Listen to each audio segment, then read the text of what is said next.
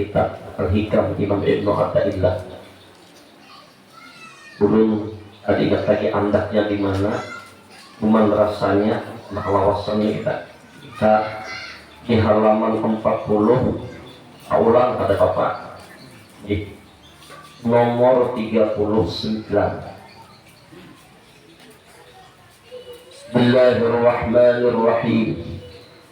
Ihtadar rahiluna ilaihi bi anwaril tawajjuhi wal wasiluna lahum anwarul wajhati al awwaluna lil anwari wa haula'il anwaru lahum bi annahum lillah la li syai'in dunahu walillahu thumma dharhum fi khawdihim yal'abun. Orang-orang soleh yang menuju kepada Allah telah mendapatkan hidayah dengan nur pelita ibadah yang merupakan amalan untuk takarrub mendekat diri kepada Allah. Sedang orang-orang yang telah sampai, mereka tertarik oleh nur yang langsung dari Allah, bukan sebagai hasil ibadah, tetapi semata-mata kurnia rahmat Allah. Maka orang-orang soleh menuju ke alam nur, sedangkan yang telah sampai berkecimpung di dalam nur. Sebab orang yang telah sampai itu telah bersih dari segala sesuatu selain Allah. Mari kita pelajari bersama kalau hikmah ini. Ihtadar rahiluna ilaihi bi anwari tawajjuhi. Orang-orang yang menuju kepada Allah telah mendapat hidayah dengan nur pelita ibadah yang merupakan amalan untuk takarrub mendekat diri kepada Allah. Jadi di sini ada dua makom, ada dua golongan, ada makam salik, ada makam muqarrabin. Seseorang tidak akan mencapai makam muqarrabin sebelum melalui tangga salik. Nah, apa keistimewaannya orang yang muqarrabin? Orang muqarrabin itu artinya orang yang selalu bersama Allah, selalu di hadrat Allah, siang malam, setiap waktu, setiap menit, setiap detik, setiap hembusan nafas, di ayyimakan, di mana saja ada sing pisahan lawan Allah. Dia orang muqarrabin. Ini yang disebut oleh Allah dalam Al-Quran, wa huwa ma'akum aynama kuntum. Allah bersamamu, selalu denganmu, dimanapun engkau berada. Orang yang sudah merasa bersama Allah setiap saat, di mana saja, inya ada takut miskin, inya ada takut kelaparan, inya ada khawatir dengan segala apapun, karena sudah bersama pemilik alam semesta. Bahkan Allah memberikan kabar gembira bagi orang yang muqarrabin ini ketika menjelang akhir hayatnya. Fa'amma in kana minal muqarrabin farahu wa rayhan wa jannatun na'im. Fa'amma in kana minal muqarrabin, adapun orang-orang yang dihampirkan kepada Allah, orang-orang yang dekat dengan Allah waktu hidupnya di dunia, farahu wa rayhan, orang tersebut selalu mendapatkan kebahagiaan, kegembiraan, kesenangan.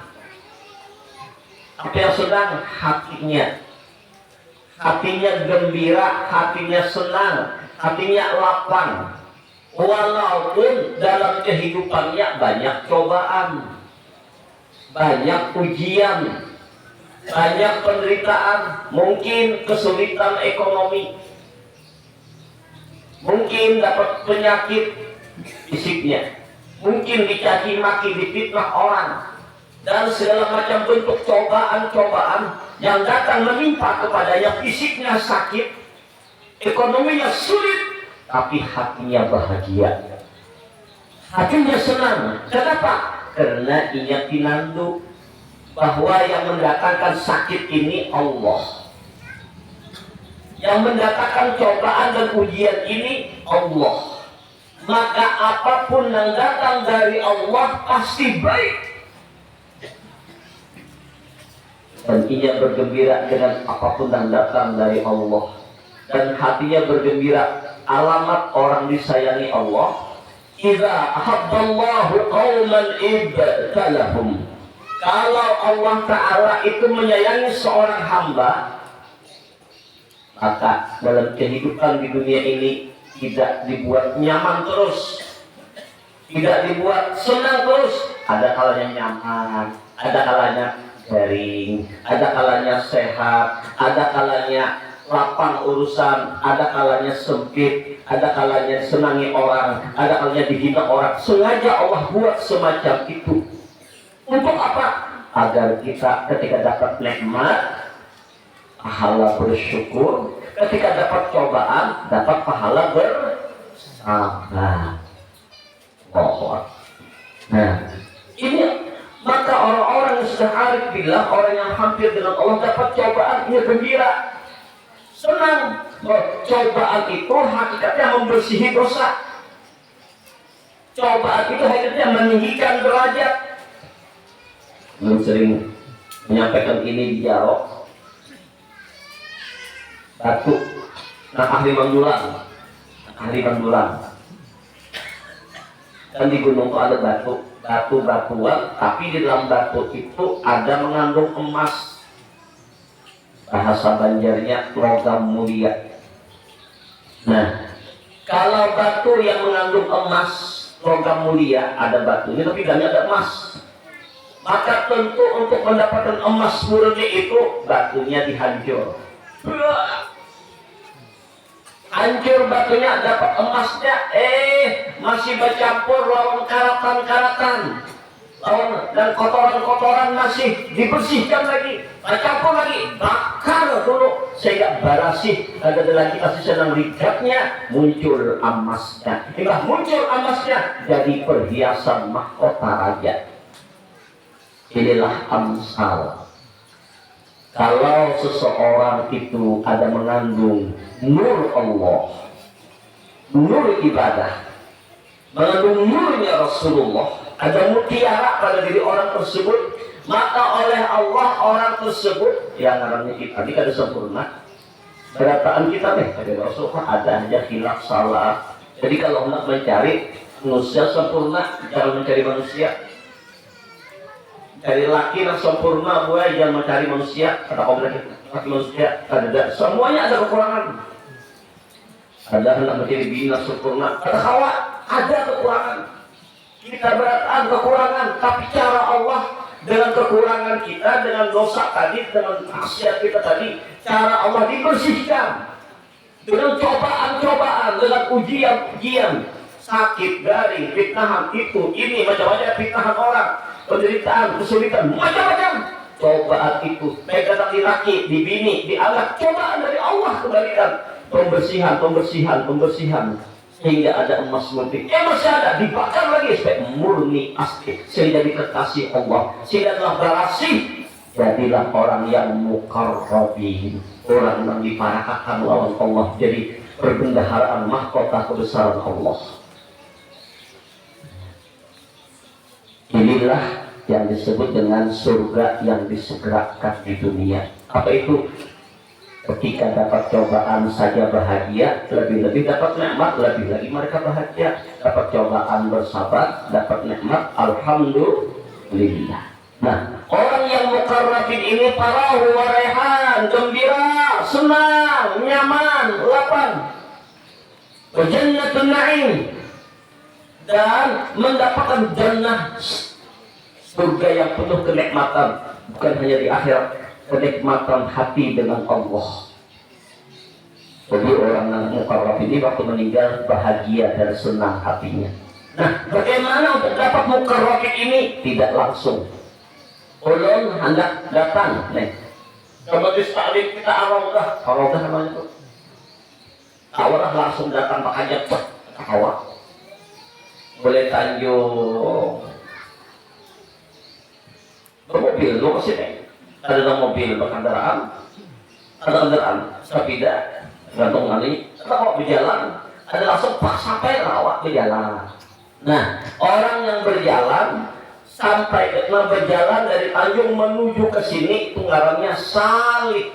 Orang yang berjalan, orang yang berjalan dan hendak berhampir lawan Allah Ta'ala, jalannya apa? Dengan sholat 5 waktu, sembahyang sunat, berzikir, membaca la ilaha illallah dengan istighfar, dan membaca salawat, dengan muraqabah dan musyahadah. Muraqabah kita selalu merasa diawasi oleh Allah setiap saat. Musyahadah kita memandangnya ada hanya kebesaran perjalanan batin, di perjalanan batin menuju Allah dengan sholat, dengan ibadah, dengan zikir, dengan tafakur, merenung diri, hampir Allah, dengan mengkaji ilmu, dengan belajar tauhid, ma'rifat dan segala kajian-kajian ilmu, belajar. Nah, ini yang disebut oleh Imam Ibnu Athaillah, qadarrahiluna ilahi bi anwari tawajjuhi. Orang-orang yang soleh, orang-orang yang salih, yang menuju Allah telah mendapat hidayah dengan nur berita ibadah yang merupakan amal untuk takarrub kepada Allah. Jadi orang yang memang hendak dipilih Allah jadi kekasih Allah itu dengan cara Allah memilihnya, ditarik Allah. Jadi nampian datang gak ibadah nih, Allah yang menggerakkannya. Nampian tengah malam bangun tahajud itu Allah yang membangunkannya. Nampian puasa Allah yang menghendakkan puasa. Nampian hari ini nih datang oleh rumah masing-masing, datang ke sini ulun yakin niat yang berataan hendak berhampir lawan Allah. Rindu ingin dekat dengan Allah. Nama menggerakkan pian ke sini Allah. Jadi tanda orang yang disayangi Allah, yang diberi nur oleh Allah, diberi hidayah oleh Allah, tanda ada emas di awak orang tadi, permata yang indah, nurnya Rasulullah, maka orang tadi digerakkan oleh Allah, diberi hidayah oleh Allah, diberi petunjuk oleh Allah, diberi pertolongan oleh Allah untuk melakukan amal kebaikan, benar berbuat baik. Ini tandanya orang sudah dapat nur dari Allah. Inilah orang yang salih. Ini orang pilihan. Memang terlihat kita hendak berhampir lawan Allah. Kita hendak berparak lawan Allah dengan amalan dan beribadah supaya jadi kekasih Allah. Terlihat, padahal bukan kita hendak ditarik Allah. Yahdillahu linurihi may yasha. Allah telah memilih, memberi hidayah dengan nur Allah siapa yang ditarik Allah tadi. Jadi kalau mengungkapkan kita ini kada bedanya nak kayak jarum. Allah tuh ibarat besi berani, magnet. Terlihat jarum yang mengejar besi berani, no. Kelihatannya. Padahal jarum yang mengejar, tapi magnet besi berani yang menarik jarum. Tarikan Allah. Jadi kalau sudah Allah menarik, memilih orang itu jadi orang yang dekat dengan Allah, jadi orang yang kekasih Allah, maka dalam perjalanannya digerakkan Allah. Dan dulunya ahli maksiat dan berbuat dosa, Allah buatnya tobat, sadar, minta ampun, menyesali kesalahannya, memperbanyak istighfar, menyesal diri, terus bertobat dan memperbaiki diri. Dengan judul yang lalu, biarlah sudah berlalu, aku bukan yang dulu lagi. Oh, saya bertobat, minta ampun, memperbaiki diri, menyesal akan kesalahannya sebelum wafatnya. Sedang ke pengajian, ngaji dari guru ini, datang ke guru ini, berguru, banyak guru bagus. Kalau dia memperbanyak ibadah, memperbanyak taubat, memperbanyak sedekah dan kebaikan yang mengisi kehidupannya, ini tandanya orang itu disayangi Allah. Ada pengajian, segera dia datang. Ditandanya orang itu Allah yang menggerakkannya.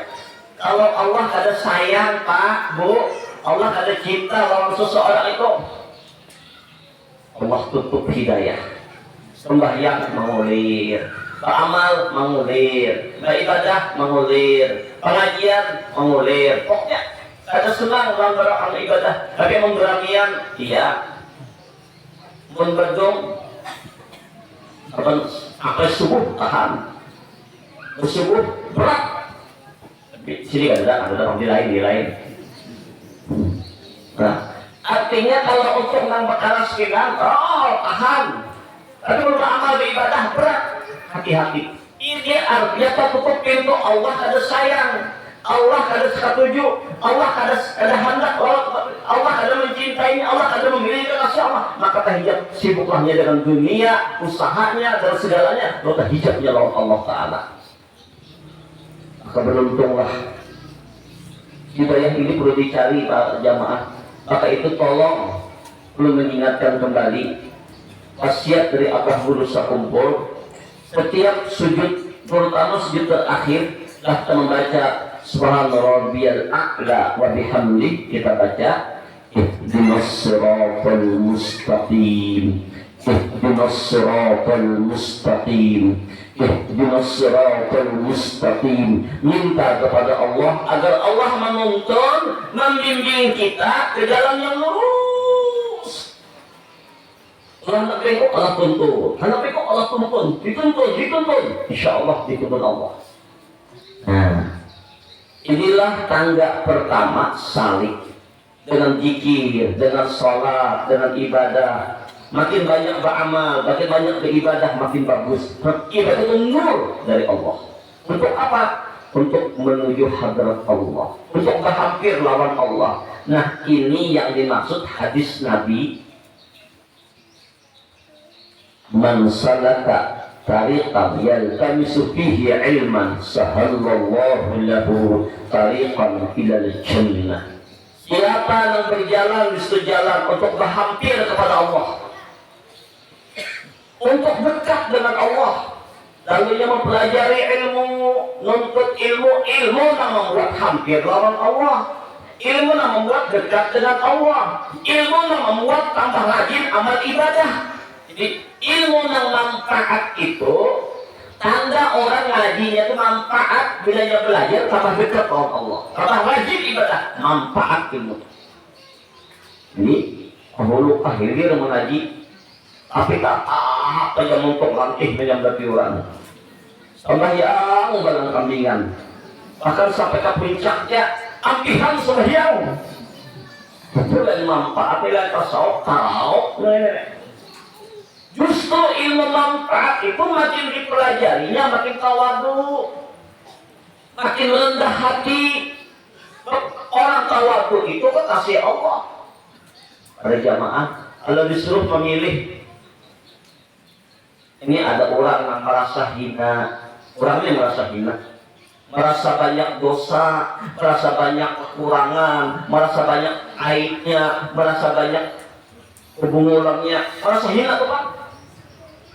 Terus kok ini merasa berilmu, ilmu juga sih kan, merasa alim, merasa pintar, merasa paling baik, merasa paling bersih, paling suci, paling mulia perasaan si orang ini. Maka dianjurkan kita memilih bersahabat dengan orang yang merasa banyak dosa, orang yang merasa banyak kesalahan, orang yang merasa hina dirinya. Ini tanda makam tawadhu. Daripada bersahabat orang yang berilmu juga beribadah berarti sombong, angkuh, rasa heran, rasa top. Itu makam sifat iblis di situ. Jangan dipaki-paki. Ibaratnya.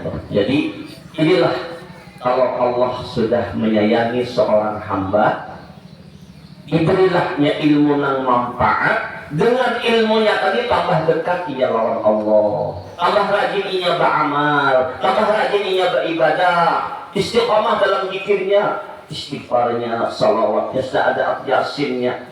Ini jalan dan ia sadar dunia cuma sebentar. Kematian itu bukan akhir kehidupan.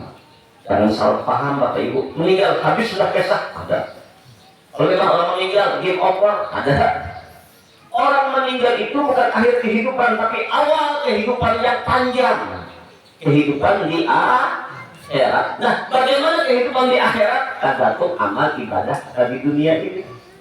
Maka itu di antara orang yang dimudahkan jalan ke surga, ia pian-pian barataan. Kita barataan atau cuma menuntut ilmu, hendak hampir lawan Allah. Ini alamat orang yang dibawa ke surga Allah.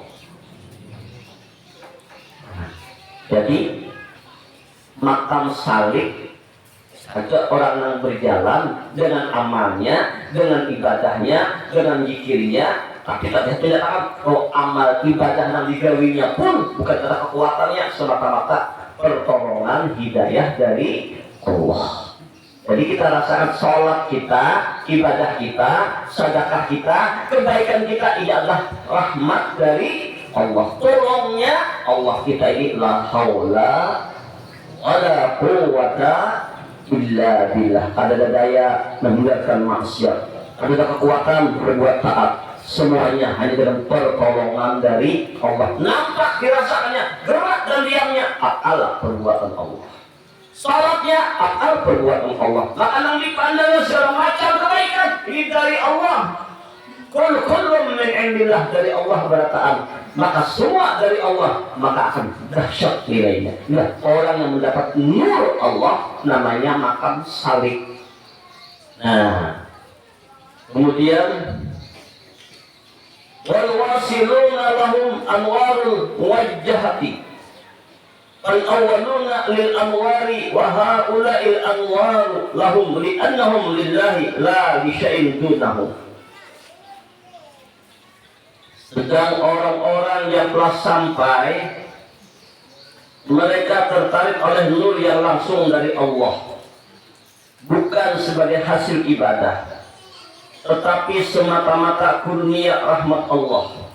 Maka orang-orang soleh menuju ke alam nur, sedangkan yang telah sampai berkecimpung di dalam nur. Jadi orang yang salik, kayak kita nih, berjalan, beramal, beribadah, menuju ke alam nur, menuju pada petunjuk Allah, menuju kepada takarub ilallah, hidayah Allah, menuju petunjuk Allah.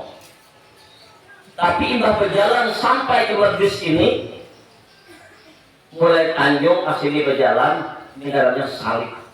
Imbah sampai kan Ar-Rabi, dia sampai sudah ke Ar-Rawdah, Ar-Rabi ini, Arak sudah pada lagi di dalam Rawdah dia sudah.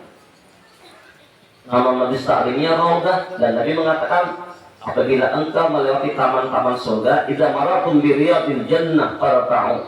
Bila ikan melewati taman surga, mampir. Apa itu? Majlis zikir, majlis ilmu di Rawdah. Sampai amsalnya. Begitulah orang-orang yang sudah salib dalam perjalanan menuju hadrat Allah. Ketika dia sampai kepada Allah, sampai itu bukan sampai fisik, batin. Ia merasa tanda orang itu sudah muqarrabin, para lawan Allah Ta'ala. Ia merasa salat yang digawinya ini bukan gawiannya, tandanya. Ia salat, maka ia merasakan bahwa salat yang dikerjakannya semata-mata karena pertolongan Allah, hidayah dari Allah, karunia Allah. Makanya kada memandang gawiannya lagi, yang dipanggil nampak akalnya Allah. Sampai orang yang salib masih merasa inya nang beramal, masih merasa inya nang berzikir dengan sholatnya, dengan ibadahnya menuju Allah. Orangnya sadar hidayah Allah, tapi merasa ada akuannya beramal, ini salib. Alhamdulillah, baik aja sudah. Nah, orang yang muqarrabin, sholatnya sama dengan orang salib, zikirnya sama, tapi batinnya yang berbeda. Orang yang saleh menuju nur, orang yang muqarrabin sudah dalam lautan nur. Artinya orang muqarrabin itu pikirannya, perasaannya, ini urusan hati. Jadi tinggi makam itu bukan penampilan zahir pada pandangan batin. Innallaha ta'ala la yanzuru ila suwarikum wa absarikum walakin yanzuru ila qulubikum wa a'malikum. Allah kada memandang rupamu, penampilanmu, pakaianmu, kada melihat Allah batinmu, ayatmu batinmu, apa pandangan batinmu di dalam salat. Oh, aku salat ya. Aku beramal karena mencintai Allah. Ini orang salih. Oh, amal ini bukan amalku jahiliyah, tapi ini laku akal Allah. Ini orang mukarrabin. Ya, tergantung nah kayak apa memandang hati kita. Nah, orang yang mukarrabin yang merasa mulai ujung rambut sampai ujung betisnya ini kadang-kadang daripada nurnya Muhammad sallallahu alaihi wasallam. Rohnya nurnya Muhammad sallallahu alaihi wasallam. Alam semesta daripada nurnya Muhammad musra lagi dalam lautan nur. Perasaannya nambah amal beribadah, hayatan nur Nabi nambah amal beribadah. Nur Nabi akan jadi kepada kita inilah wujud daripada rahmatnya Allah. Wujud rahmat itu himpunan Rahman dan Rahim. Rahman kasih Allah, Rahim sayang Allah. Rahman Allah dan jahir ya jasad kita. Rahim Allah ya roh kita. Rahman Allah diberi makan minum. Rahim Allah diberi hidayah kita. Jadi ini semua oleh kenyataan Rahman Rahimnya Allah, wujud rahmat Allah dan nampak. Jadi ada lagi merasa kita nambah zikirkah, nambah dudukah, nambah amal. Sudah orang mukarrabin merasakan siang malam di hadrat Allah, siang malam selalu dengan Allah. Ini contoh orang mukarrabin. Ini apa namanya ini? Isu. Dari mana ya asal ulangan isu ini ya? Atau orang nyaman ya ini? Ini aja. Surban. Ngarannya surban. Surban ketikanya berzikir la ilaha illallah, la ilaha illallah.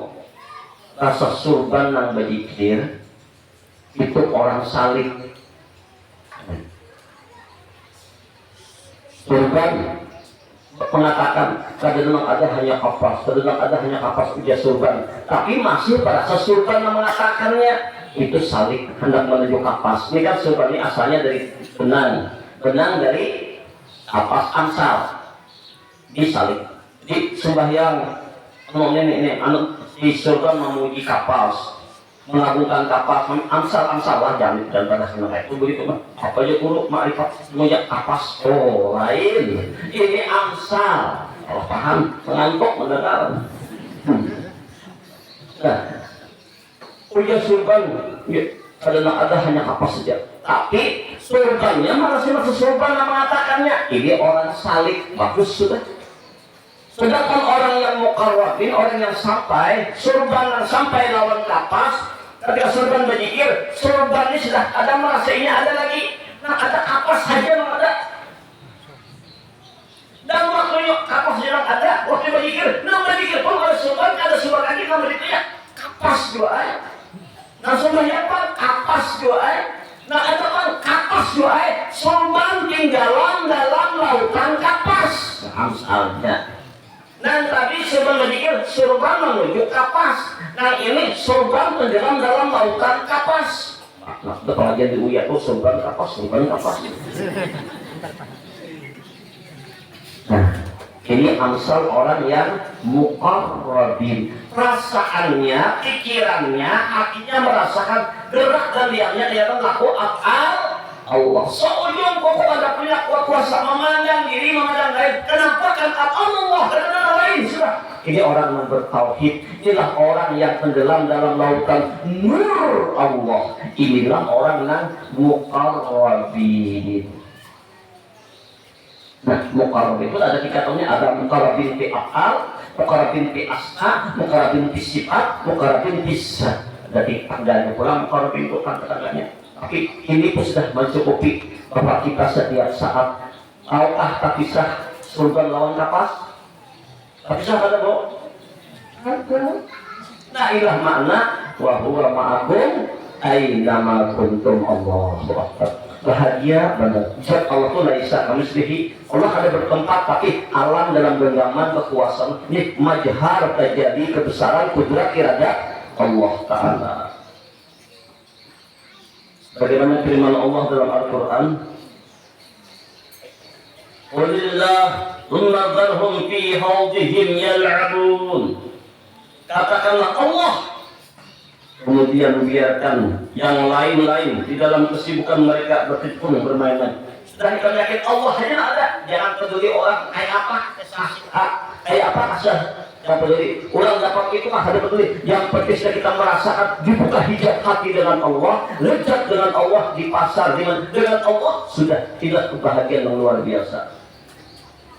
Hakikat tauhid itu bila telah tidak melihat pengaruh-pengaruh sesuatu selain Allah, dan inilah yang bernama haqqul yakin, dan melihat merasa adanya pengaruh dari sesuatu selain Allah itu hanya permainan belaka, dan itu bersifat penipuan kaum munafik. Jadi tidak kita masih menganggap ada yang lain yang berbuat selain Allah itu tertipu, tadinding kita kata morgana. Kelihatannya wayang yang bergerak, wayang aja ada pinandu di jauhian dalam. Nah, orang melihat wayang ada ini dalam yang melakukannya itu tertipu, terdinding, itu berpermainan, sandiwara. Tapi pinandu, saya betul-betul jauhian dalam juga. Jauhian tembus hati ini. Memandang apa yang dipandang ini adalah kenyataan rahasia kebesaran Allah. Apakah kembalinya semuanya kepada Allah. Inilah orang yang lepas dari bahaya syirik. Inilah orang yang hampir kepada Allah Ta'ala. Katakanlah Allah, yakni jangan menganggap melihat ada sesuatu selain Allah yang dapat kau harapkan, kau takuti atau berkuasa.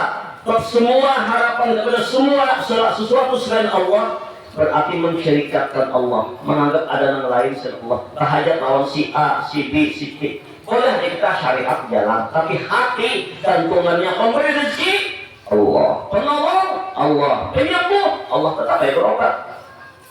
Yang menyakitkan Allah, semuanya Allah. Maka sandarannya tidak kepada yang lain selain kepada Allah.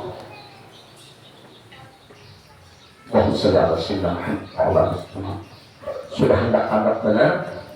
Ini saja dahulu kaji kita sore ini.